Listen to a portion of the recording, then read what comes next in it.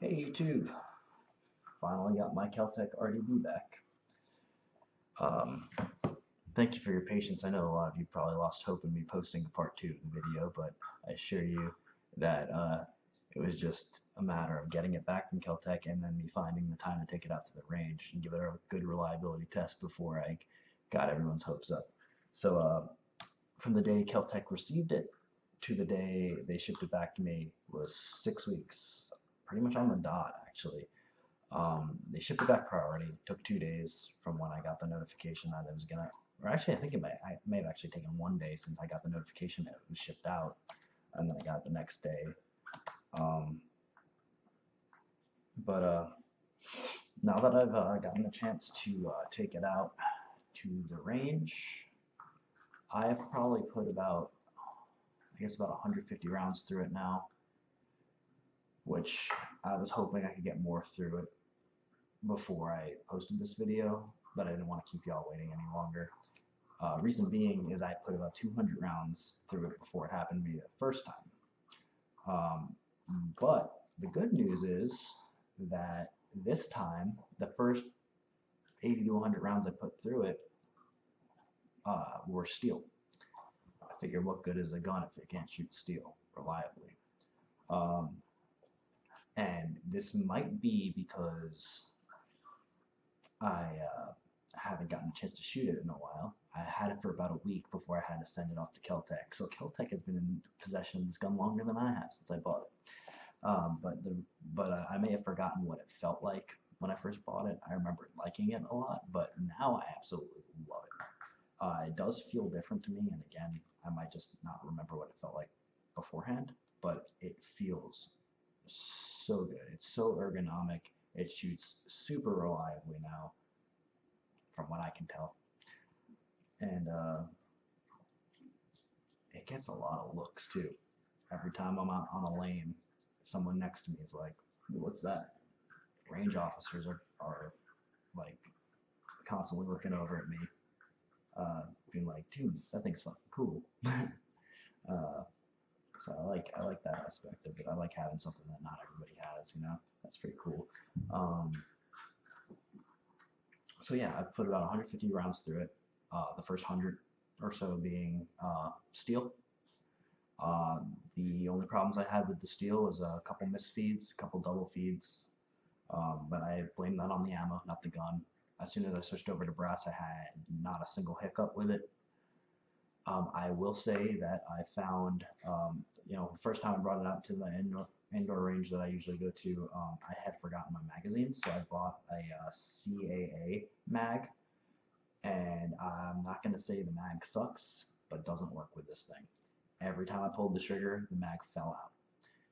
And at first I was like, oh, maybe they did something with the mag release, it's awkwardly placed, right behind, maybe I'm just hitting it with my hand. And the range officer saw me having issues with it and asked if he could pop off a couple rounds with it. Same thing happened to him, and he's like, yeah, my hand didn't even touch it. Then I rented a SCAR 16S 5.56. I tried the SCAR mag in it. Same thing happened with the SCAR mag, which was odd to me. But the Magpul mag that came with it and the Magpul mag that I bought, which same thing, just a 30 round, worked totally fine. So at this point, I only feel comfortable using Magpul mags with this gun. So that's something to keep in mind for anyone planning on purchasing it.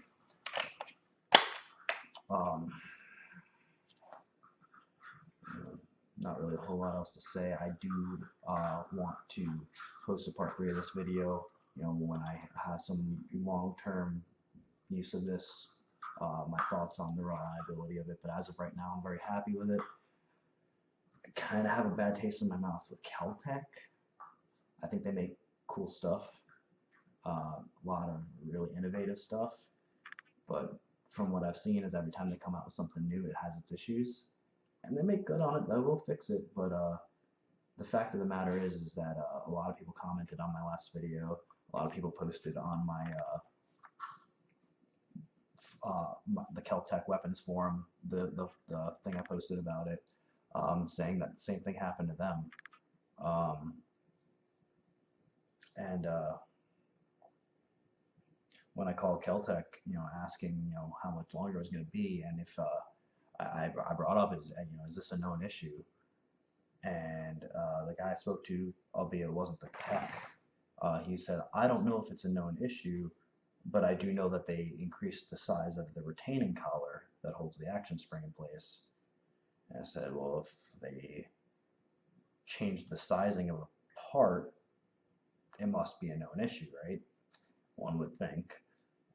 But I think that's their way of covering their ass, saying, yeah, we know there's an issue with this gun, but we're not going to make a recall. We'll fix it when it happens to you. But other than that, we don't want it to be a known thing that our guns have problems.